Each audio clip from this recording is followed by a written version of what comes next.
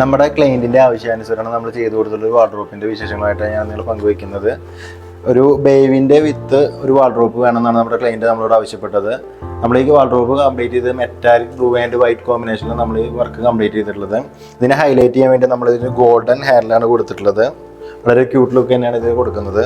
അതുപോലെ നമ്മൾ ബേവിൻ്റെ വിത്ത് ഒരു മിറർ യൂണിറ്റ് കൂടി നമ്മളിതിൽ ആഡ് ചെയ്ത് കൊടുത്തിട്ടുണ്ട്. മിറർ യൂണിറ്റ് നമ്മൾ പാനലിംഗ് എല്ലാം ചെയ്തിട്ട് WPC പാനലിംഗ് ആണ് അവിടെ കൊടുത്തിട്ടുള്ളത്.